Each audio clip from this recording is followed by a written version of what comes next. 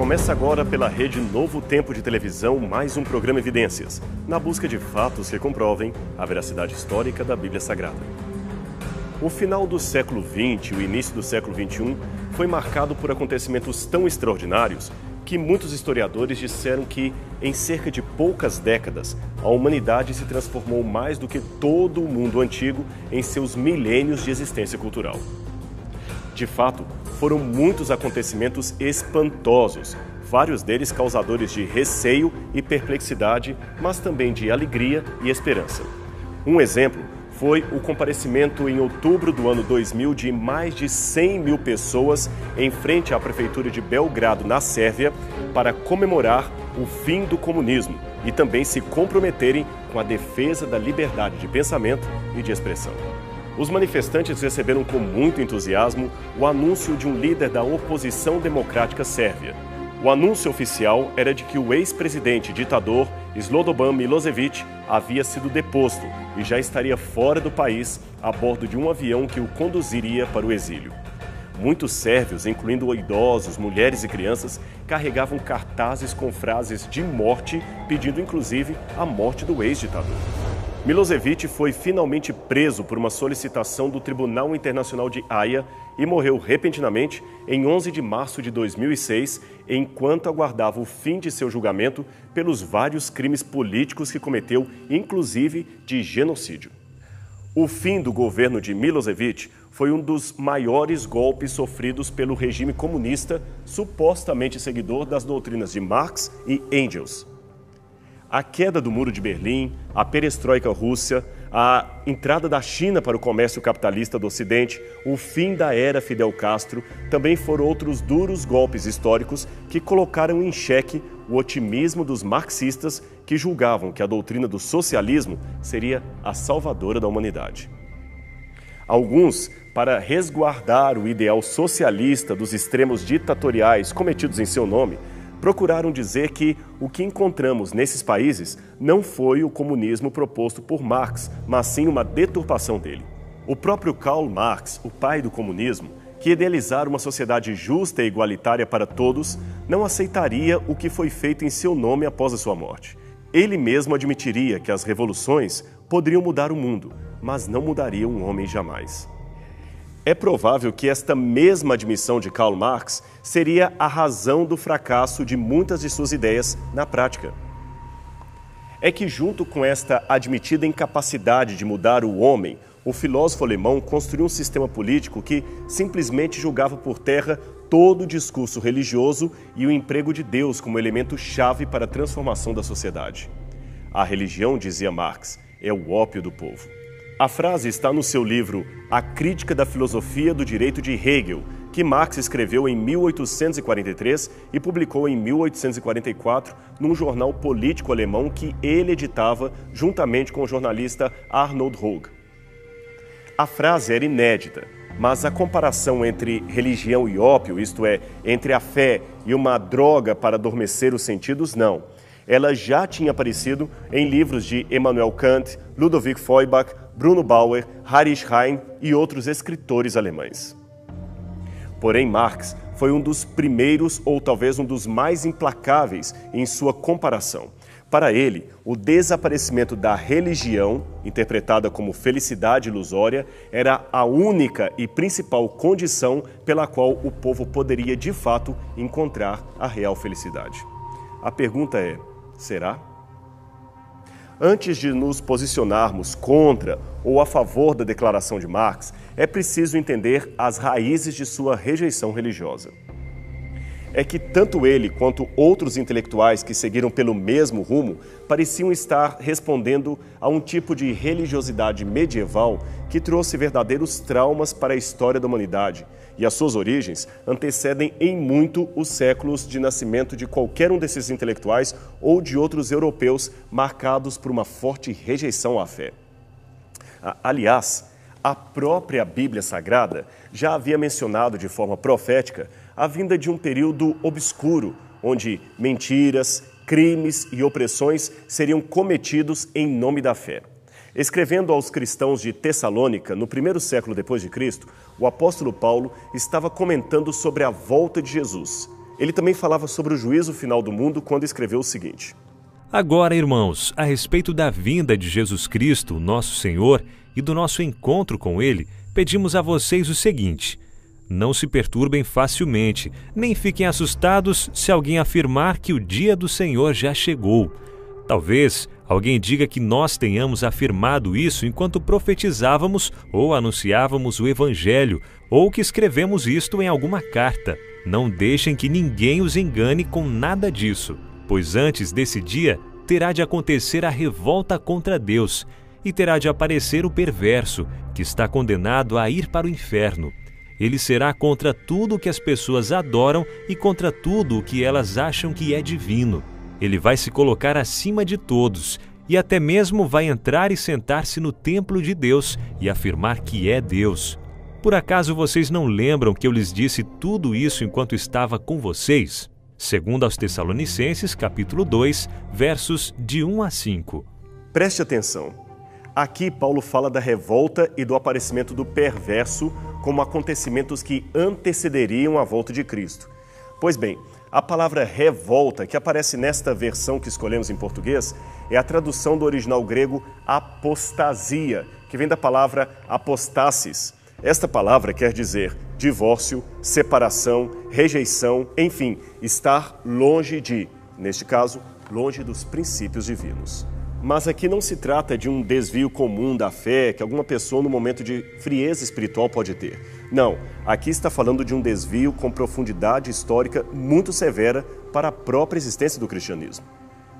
No texto original de Paulo, o termo apostasia tem o sentido de um afastamento definitivo e deliberado das verdades divinas, ou seja, uma renúncia da fé anterior pregada pelos apóstolos e manifestada ao longo da história da humanidade. Foi isto o que causou a perda da eficácia espiritual na igreja, especialmente na religiosidade ocidental. Isto também explica bastante a denúncia que Karl Marx faria. Pena que ele não procurou ver que existem duas correntes de fé, a legítima e a deturpada. Em outras palavras, de acordo com a Bíblia, existe a religião verdadeira e a deturpação da religião verdadeira.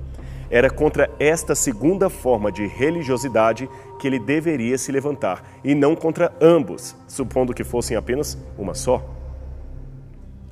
Os capítulos 2, 7, 8 do livro do profeta Daniel já anunciavam, ou melhor, denunciavam, em símbolos, a sucessão de reinos que haveriam de dominar o mundo até o fim dos tempos.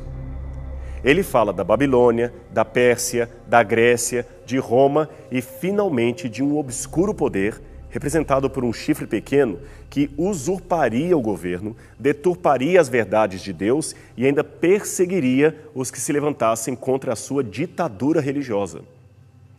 Esse estranho poder deveria se levantar nos últimos dias de Roma imperial e deveria, segundo o oráculo profético, dar continuidade camuflada à sua existência. Com a suposta conversão de Constantino e sua mãe Helena para o cristianismo, o mundo ocidental inaugurou uma era inédita de incríveis mudanças para a história que se seguiria. De acordo com uma tradição preservada por Lactâncio e Eusébio de Cesareia, ambos historiadores do IV século, no dia 28 de outubro de 312, Constantino tivera, durante uma batalha, uma visão especial dada pelo próprio Cristo. Ele vira a cruz revestida de sol e, junto à mesma, uma frase em grego ou latim que dizia: "Sobre este símbolo vencerás". A partir daí, Constantino se declarou seguidor de Jesus Cristo, embora, estranhamente, ele só aceitou o batismo quando estava já à beira da morte. Então ele declarou a liberdade e a proteção imperial sobre o cristianismo. Bem, a sinceridade desse ato e as motivações e consequências do mesmo são debatíveis entre os historiadores, mas aqui nos interessa o fato de que, neste momento, termina a antiga era da perseguição aos cristãos e, com Constantino, começa uma nova era de fortalecimento do poder temporal da Igreja em Roma. Ele, na verdade, foi um verdadeiro sincretismo das religiões. Veja, as medidas imediatas que ele tomou para pretensamente favorecer o cristianismo foram as seguintes: proibição aos judeus, sob pena de morte, de apedrejar seus patrícios que convertessem ao cristianismo. proibição aos prefeitos e municípios de obrigarem os cristãos a celebrar sacrifícios ao imperador ou outro deus que não Cristo. Outorga de salários para os clérigos cristãos. Descanso obrigatório no domingo. A administração permaneceu pagã, fez supor para seus correligiosos não cristãos que na verdade se tratava de honrar o sol, dies solis. Abolição das penas estabelecidas contra o celibato daqueles que negavam o casamento para servir à igreja. Jurisdição civil concedida aos bispos cristãos que passaram a ter fé pública, capacidade de se tornar juiz, privilégios diante de um fórum comum. Constituiu igrejas em Antioquia, Nicomédia, etc. Ofereceu túnicas brancas e 20 moedas de ouro para todos os que aceitassem ser batizados em nome de Jesus. Estudos mostram que mais de 15 mil pessoas se batizaram por causa disto. O já mencionado Eusébio de Cesareia conta que depois de entrar vitorioso em Roma, Constantino, supostamente convertido a Cristo, ergueu uma estátua de si mesmo, segurando o sinal do Senhor, isto é, a cruz, em sua mão direita. Os cristãos, neste tempo, já não se incomodavam mais com isto e ficavam até felizes com o sincretismo promovido pelo imperador. Aliás, neste tempo ele começou a intervir de maneira frequente nos negócios da igreja, sempre usando clérigos para representar o seu pensamento. Numa ocasião, Constantino fez uma espécie de tabernáculo sobre o qual colocou uma cruz e vivia ali dentro orando a Cristo. Ele dizia naquela época que, como Moisés, ele também tinha a condição de falar com Deus face a face. Já pensou? Ademais, o fato de Constantino ter se mudado para Bizâncio, na atual Turquia, e ter feito dali a nova capital do Império, agora então batizada de Constantinopla, fez com que o bispo cristão de Roma ganhasse bastante autonomia e poder de decisão. Então, a cada novo imperador que surgia, salvo, é claro, Juliano o Apóstata, o poder da igreja ia crescendo cada vez mais e mais, até que no final do IV século, Jerônimo pôde fazer a seguinte declaração em seu tratado contra Joviniano. O Capitólio está deserto, os templos pagãos e as cerimônias a Júpiter caíram por terra todas de uma só vez. E assim seguia o poder da igreja cada vez mais soberano. E o tempo foi passando.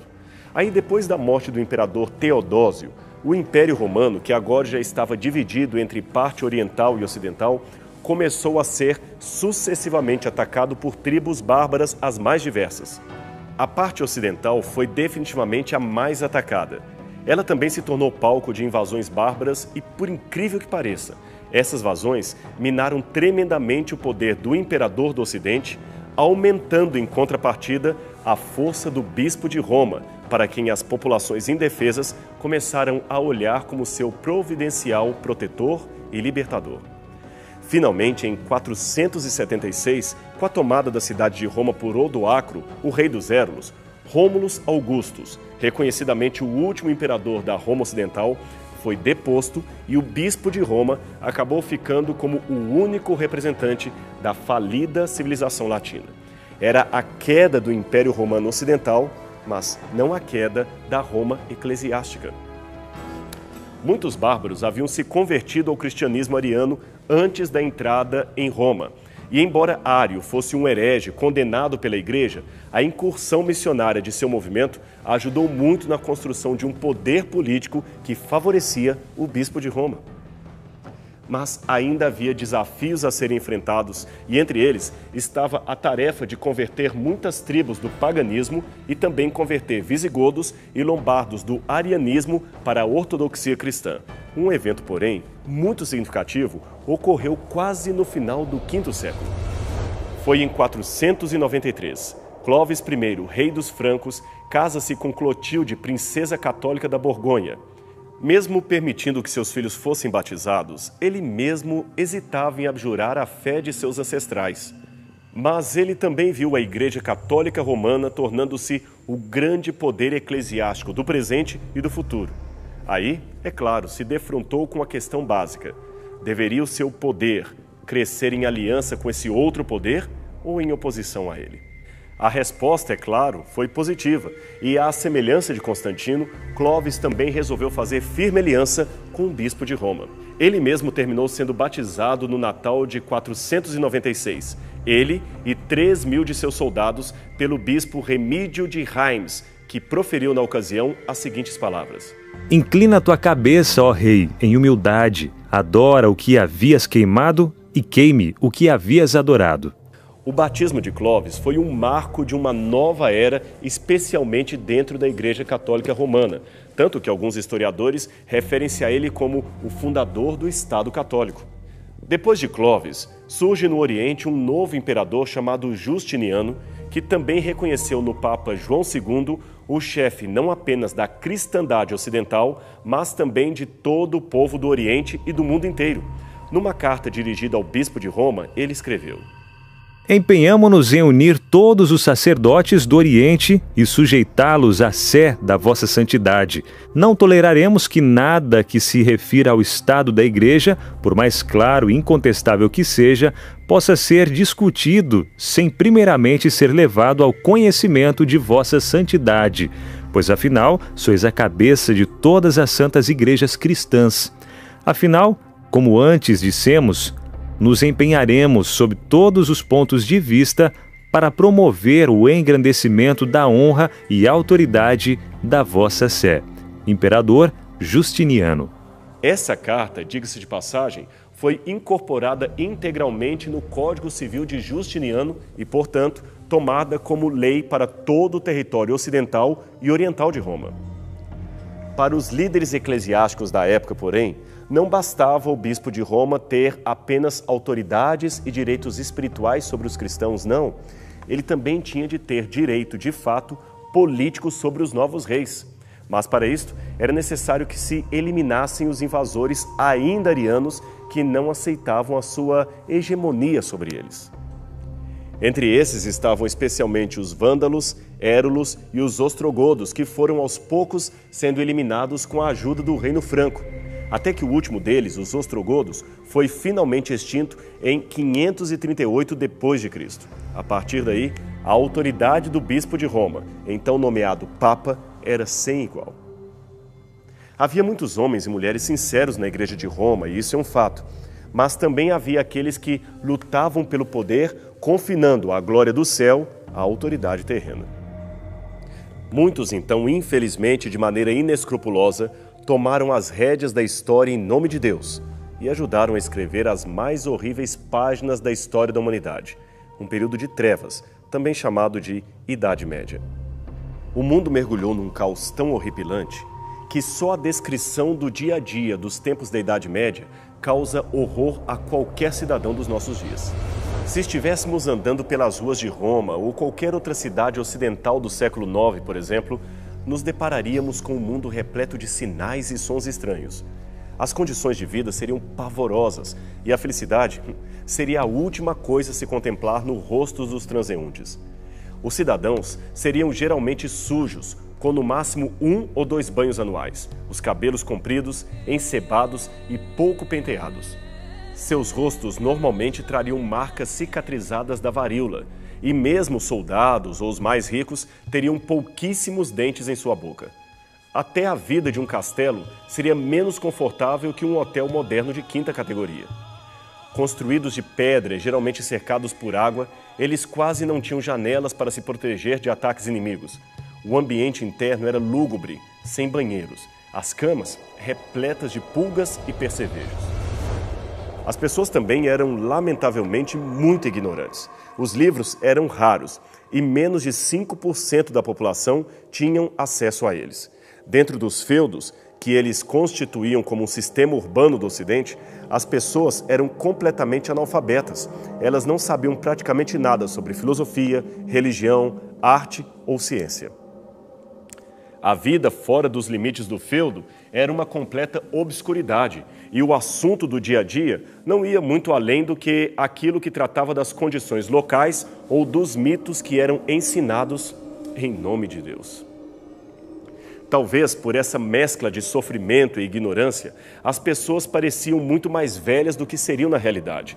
Veja, se você encontrasse uma moça de 17 anos, por exemplo, ia se espantar com a sua aparência de 50 anos ou mais.